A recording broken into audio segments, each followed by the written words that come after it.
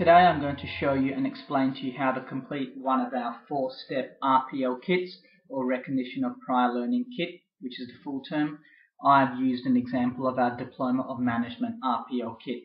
So as I was saying, it's a 4-step kit, and I will work through and show you these steps below. As I just said, it's a 4-step user-friendly RPL application kit, starting with the first one, validity. So saying something is simply not enough. Documents like resumes are merely saying something in writing. Everything that you put in your resume, everything that you state, this has to be backed up as well with supporting evidence. And when I mean supporting evidence, I mean hard evidence. If it isn't in writing, it didn't count. So all the evidence needs to be documented, whether it's testimonials, reference letters, checklists, staff saying that you did this or you did that, examples of a risk assessment. It all has to be in writing, otherwise it doesn't count. We need to physically see all these documents, and most importantly, we need to see your name under all these documents to know that it's hard evidence in writing and that it was in fact you and not someone else that completed it. Now where it says currency, everything needs to be current and up to date. Now all your qualifications, tickets, etc., they need to be current and up to date. They can't be licenses or tickets which have now been expired. Just because you hold a qualification, it doesn't mean that it's acceptable. Things change, times change, degrees change, qualifications change, so the applicant, you needs to demonstrate how you've maintained currency throughout this time. Now when it comes to overseas, non-accredited and university qualifications, these may not be measured against our Australian qualifications. The trap here is that these qualifications from other countries may have different terminology, components, learning outcomes, etc., that we simply can't map to our Australian VET qualifications. So sorry, but if we can't map it, we can't reward it. So please note that if you do provide us with international overseas qualifications, we will try our very best to map it against our current Australian qualifications, but we may not be able to do so as well as if they were Australian tickets and qualifications.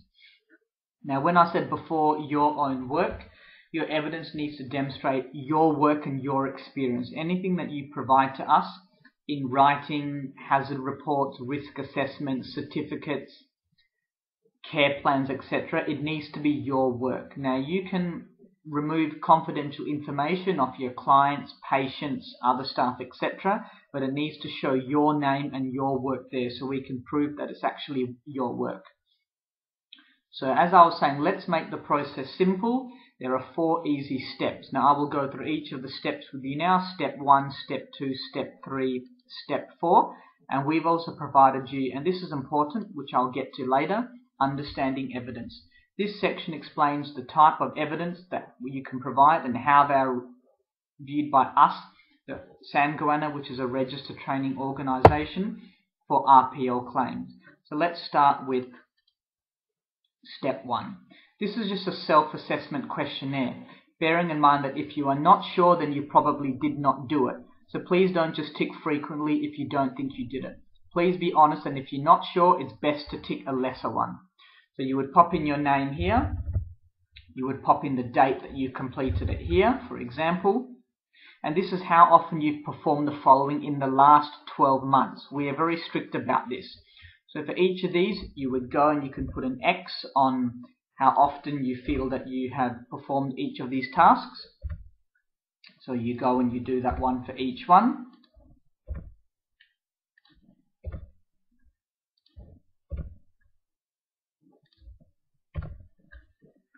Then under signature, that's fine if you just put your name. And then again, if you just put today's date.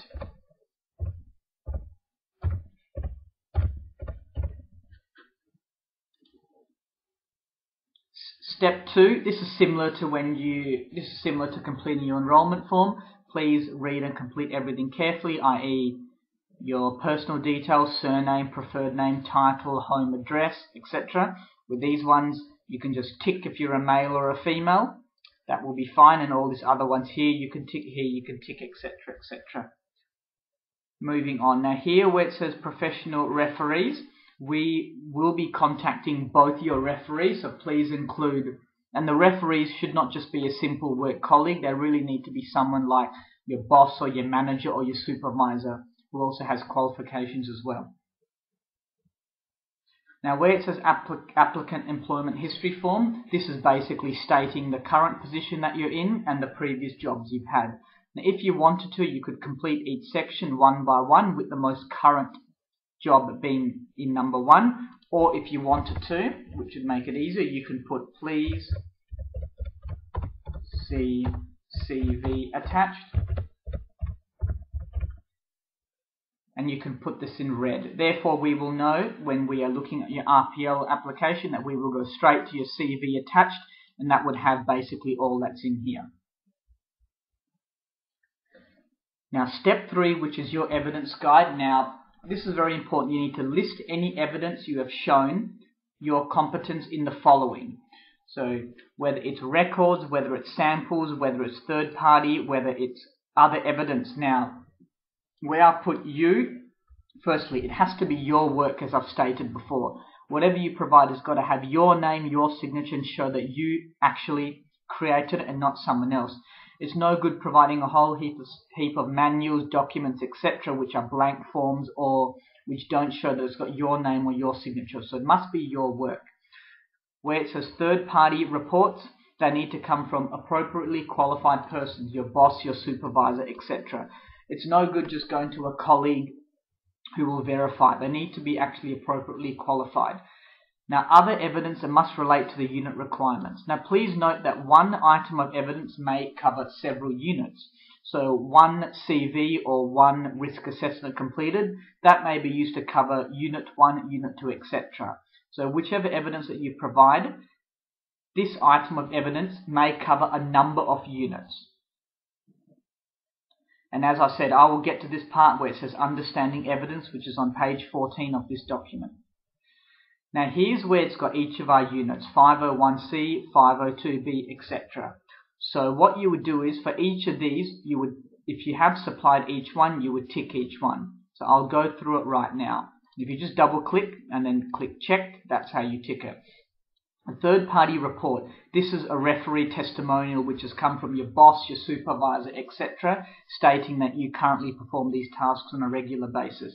The duty statement, this is just a job description stating what it is you do in your current job, the roles, the duties, responsibilities, etc. The samples of work, as I was stating, if you provide a risk assessment, a hazard identification form, an assessment, a care plan, etc., as long as it's got your name and your signature so we can prove that you've completed that. Under portfolio, this can be numerous things. This can be if you're a part of or created a bulletin board, newsletters, etc. Other certifications, now that would be if you've got tickets, licenses, qualifications, short courses, university degrees, etc. Please kindly provide all these certificates and certifications. Now what the direct credit means is, let's say you have completed an exact unit from another registered training organisation. So let's say in your previous courses or studies, you've actually completed this exact unit, BSBC US 501C. Now, if you can prove to us that you have completed this exact unit, then you would tick direct credit. You would provide us with the certificate which shows that you've completed this exact unit, and that would be like a one-to-one exemption, and then nothing more needs to be done as long as you provide that certificate. Now here where it says open evidence mapping sheet, so you follow the instructions, hold control and left click, and then you click OK.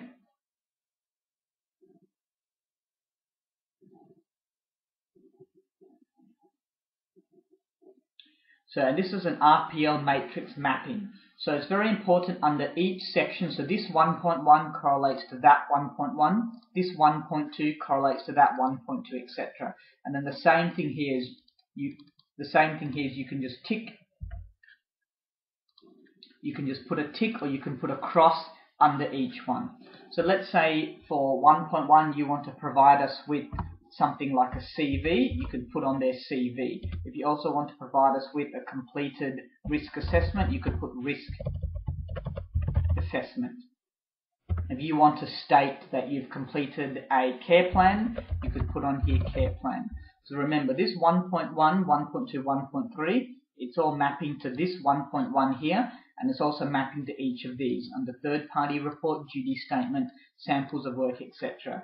Then the same thing here. For 1.2, you would write down whatever it is that correlates to this. Ensure plans achieve quality, time, etc. Again, you can put on there if it's a CV, you can put on there if it's a hazard form, you could put on there if it's a job description, etc. So for each one of these, for each element and performance criteria, you would do the same. 3.1 correlates to 3.1, 3.3 correlates to 3.2, etc.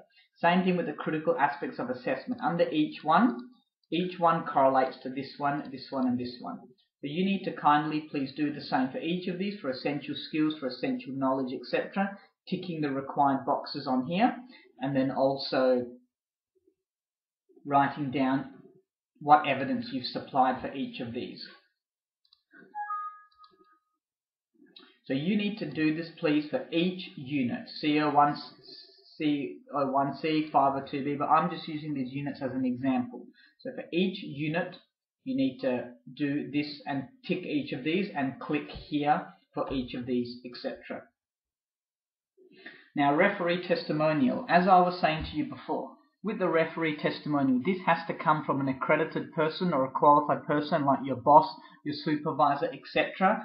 And he or she needs to initial, or they can even tick, that you complete each of these tasks in your current job. So again, they'll need to put your name, what your title is, where you work, how long you've worked for, etc.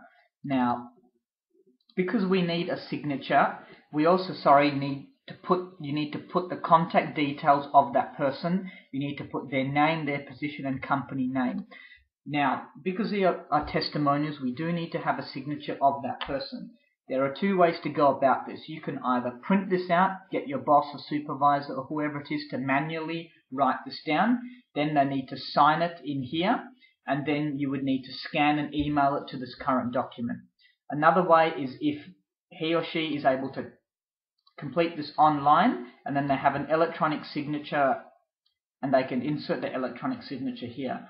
Either way, we need to, one way, have a signature, we need to have their name, their position, their company name, and we need to also have their contact details, because we will be contacting your referee testimonials.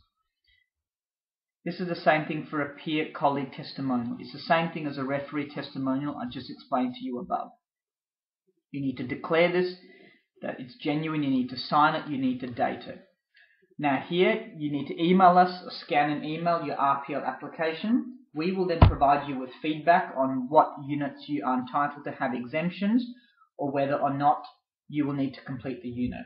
Please know that take your time when completing this, because everyone has one free RPL application kit, so please take your time, please do it correctly the first time and get it right. After that, after we have mapped you across and stated what exemptions you get, if you do any time from here want to apply for another RPL kit and revisit this, there will be a charge of $144.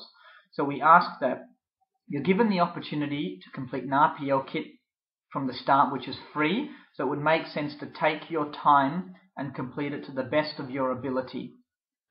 Please also then scan and email it to rpl@sangoanna.com.au. Now, the understanding of the evidence, this bit is really, really important. And like I was saying, if the RTO can't see it, they can't approve of it.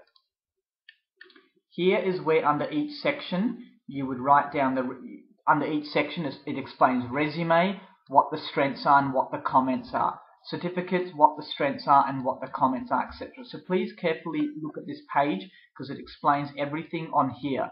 Your certificate of statements, what's acceptable and what's not. So please take the time to look at this one.